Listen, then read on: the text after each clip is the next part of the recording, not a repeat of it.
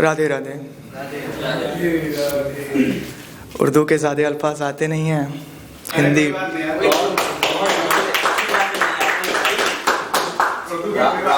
तो हमारा मानना है कि जो ना आए उसे ख़राब करने से अच्छा करो ही ना, तो हिंदी में ही लिखते हैं। एक हिंदुस्तान के ऊपर छोटी सी दो लाइन है कि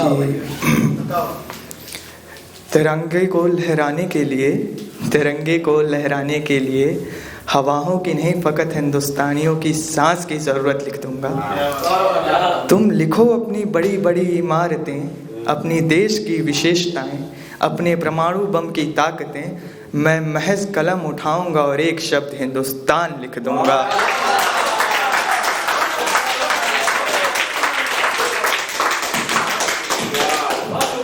बहुत बहुत शुक्रिया। शहर की भाग दौड़ में कुछ छूटा जा रहा है तो सबसे ज़्यादा गांव, बचपन बिताया है गांव में, अब मौका नहीं मिलता है ज़्यादा, तो कुछ लिखा है गांव के लिए अपने, सुनिएगा। अगर कभी आना मेरे गांव से तो एक पोटली में वहाँ की मिट्टी भर लाना, एक पोटली में वहाँ की मिट्टी भर लाना। इस शहर में वो सूंधी खुशबू नहीं आती, इस शहर में वो सूंधी खुशबू नहीं आती। तुम खाते हो बैठ के बड़ी बड़ी होटलों में लजीज खाने, तुम खाते हो होटलों में बैठ के बड़े बड़े लजीज खाने, पर पता नहीं क्यों मुझे अब गांव के खुली छत में खाट पे बैठकर वो बाटी चोखा खाना है।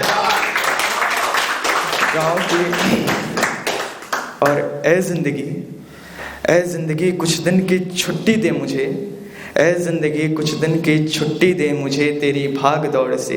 इस चार दीवारी में घुटता है अब दम मेरा, इस चार दीवारी में घुटता है अब दम मेरा। अब मुझे खुले आसमान के नीचे सोना है, मुझे मेरा गांव बुला रहा है, मुझे मेरे गांव जाना है, मुझे मेरा गांव बुला रहा है, मुझे मेरे गांव जाना है। बहुत बहुत शुक्रिया। एक और सुनिएगा, मोहब्बत वही है सारी की मैं दुनिया बना लूँ उसे अपनी, मैं दुनिया बना लूँ उसे अपनी, मगर वो दुनिया ही बदल गई तो फिर नहीं करता मैं मोहब्बत उससे, नहीं करता मैं मोहब्बत उससे। क्या करूं, मोहब्बत करूं और मैं उसका तलबगार हो गया तो फिर। और बहुत गुमान है चाँद को अपनी चांदनी पर, और बहुत गुमान है चाँद को अपनी चांदनी पर, कहीं बादलों ने खुददारी कर ली तो फिर, कहीं बादलों ने खुददारी कर ली तो फिर। बहुत बहुत शुक्रिया। एक हिंदी में छंद लिखा था अभिमन्यु, महाभारत का एक किरदार जिन्होंने हमें बहुत प्रभावित किया है, उनके ऊपर एक छंद है हिंदी में, सुनिएगा कि यादवों के अंश से पांडवों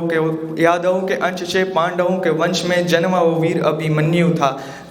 वेदनाथ चक्रव्यूह को माँ के गर्भ से सीख के वो आया था। नीति थी उसकी खराब जब बात युद्ध नीति की चल रही थी, तो उसकी माँ को नींद आई थी। यही बात उसके भविष्य में दुर्भाग्य बन समाहित था, उसके शत्रु के भविष्य में ये सौभाग्य बन समाहित था। गर्जी तब अभिमन्यु की तांडव की तर्जना, तो हर शत्रु का हृदय डर से न समाया था, हर शत्रु का हृदय डर से थर थर कंप कपाया था। देख अभिमन्यु का शौर्य युद्ध भूमि में, स्वयं पितामह भीष्म का हृदय फूले ना समाया था, स्वयं पितामह भीष्म का हृदय फूले ना समाया था। और इसके आगे की जो लाइनें हैं, अर्जुन पे लांछन लगाया जाता है कि सूर्यपुत्र कर्ण को धोखे से मारा और शिखंडिनी का सहारा लेके पितामह भीष्म को मारा। तो जो अभिमन्यु की निर्ममता से हत्या की गई थी और जिन्होंने लांछन लगाया था, उन्हीं छंद के आगे के लाइन से मैं उन्हीं से एक सवाल पूछता हूँ कि क्यों एक अभिमन्यु को मारने के लिए भीषण चक्रव्यूह रचाया था? क्यों द्रोण कर्ण दुर्योधन सबने मिलकर उसको बीच में फंसाया था? क्यों चार पिताओं को हटा के उन्होंने एक ढाल बनाई थी? क्यों चार पिताओं को हटा के उन्होंने एक ढाल बनाई थी? क्यों एक अकेला अभिमन्यु को निशस्त्र करने को सारे वीर योद्धाओं ने शस्त्र उठाया था? क्यों एक अकेला अभिमन्यु को निशस्त्र करने को सारे वीर योद्धाओं ने शस्त्र हटाया था। क्यों कर्ण हटाने को अभिमन्यु के हाथ से दांडी, क्यों एक साथ कर्ण और द्रोण ने उस पर तीर चलाया था, क्यों एक साथ कर्ण और द्रोण ने उस पर तीर चलाया था। थक गया वो युद्ध से, वो निर्मम था, वो लथपथ था अपने रक्त से, थक गया वो युद्ध से, वो निर्मम था अपने रक्त से, फिर भी उसने टूटे युद्ध की भूमि से चक्र के पहिए को अपना शस्त्र बनाया था, चक्र के पहिए को अपना शस्त्र बनाया था। जब उठाए अभिमन्यु ने चक्र के पहिया को तो उसने सुदर्शन बनाया था। कांप उठा दुर्योधन का हृदय, तो फिर भी क्यों शकुनी ने उसके पीछे खंजर चुभाया था, क्यों शकुनी ने उसके पीछे खंजर चुभाया था। और आखिरी की कुछ लाइनें की अभिमन्यु की मौत।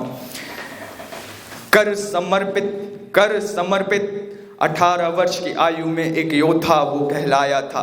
महाभारत की उस युद्ध भूमि में ना अर्जुन, ना कर्ण, ना द्रोण, ना दुर्योधन, ना अर्जुन, ना कर्ण, ना द्रोण, ना दुर्योधन, ना पितामह भीष्म ने, ना बल्कि सबसे उच्च महायोद्धा का श्रेष्ठ सर्वश्रेष्ठ अभिमन्यु कहलाया था। कर चला बलिदान अपना, फिर भी अपने रक्त से उसने अपने पिता का सम्मान बचाया था, अपने रक्त से उसने अपने पिता का सम्मान बचाया था। बहुत बहुत शुक्रिया।